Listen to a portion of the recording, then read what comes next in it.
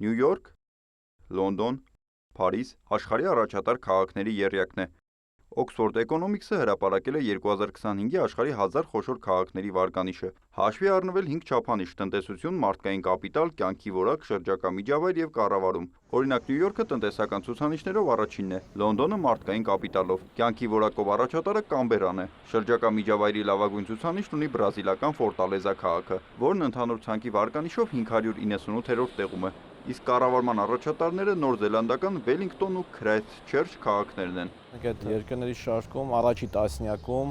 5 ամերիկյան քաղաքներ են ընդգրկված եւ երկրորդ տասնյակում եւս ամերիկյան քաղաքներ կան, դա վկայում է այսինքն Ամերիկայի տնտեսության, այսպես ասած, ավելի գերիշխող առաջատար դիրքերի մասին եւ ինչ անդրադառնում է նաեւ ուրբանիզացված այդ մեծ քաղաքների տնտեսություններում։ Դե առաջատարը Նյու Յորքն է հանդիսանում, ինչպես գիտենք, համաշխարհային դա ֆինանսական կարելի ասել մայրաքաղաքի կենտրոնը եւ դա իր այսպես ասած շարժիչ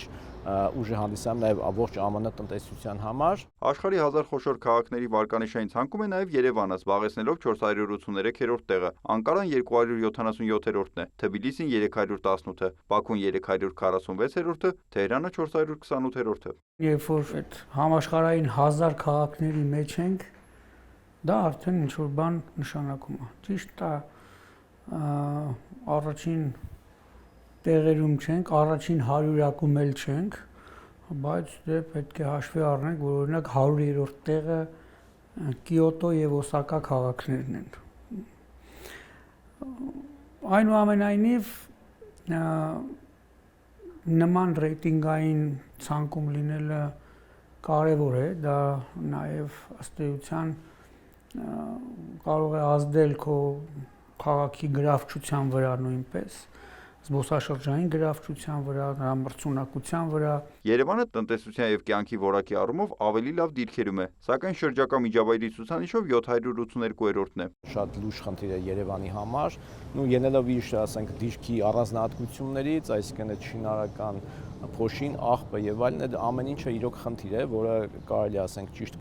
կառավարման դեպքում, արդյունավետ կառավարման դեպքում այդ խնդիրները կարգավորել։ Կարծում եմ թվայնացման հետ կապված նաև բավական Երևանը նաև լուրջ առաջընթաց ունի, նաև մարդկային կապիտալի առումով եւ ընդհանուր տնտեսության առումով դե բնականաբար զիջում է այլ մեծ քաղաքներին, քանի որ ընդհանուր իր թե բնակչության քանակով, թե ընդհանուր ասենք իր մասշտաբներով զիջում է ասենք այլ մեծ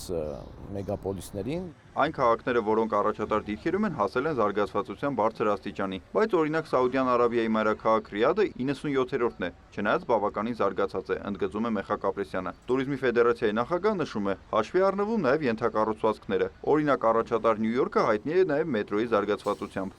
Այդ ինդեքսը իր չափորոշիչներով կարող է մեզ համար ուղեցույց ծառայել, մենք տեսնենք, հենց գնահատենք, թե որտեղ ինչ անելիքներ ունենք, որտեղ կարելի է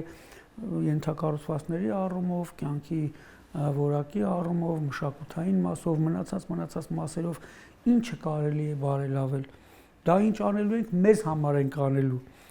Դրանով մենք ինքներս արդեն դառնալու ենք, մեր կյանքի որակն է բարձրանալու եւ մեր զբոսաշրջային գրավչությունն է բարձրանալու։ Ինքս ինքան էլ համոզված եմ, որ այդ ցուցակում մեր դիրքերը կբարձրանան։ Oxford Economics-ի կանխատեսմամբ համաշխարհային աճի աշխարհագրությունը զգալիորեն կփոխվի հաջորդ 25 տարիների ընթացքում, քանի որ Հնդկաստանի եւ զարգացող աշխարհի այլ քաղաքները կմեծացնեն իրենց ներդրումը համաշխարհային տնտեսությունում։ Մինչև 2050 թվականը աշխարհի 1000 ամենամեծ քաղաքները կունենան կես միլիարդով ավելի շատ բնակիչ, քան այսօր, իսկ աշխարհի քաղաքների 1/4-ից ավելի միջին տնային տնտեսությունների եկամուտները կկրկնապատկվեն։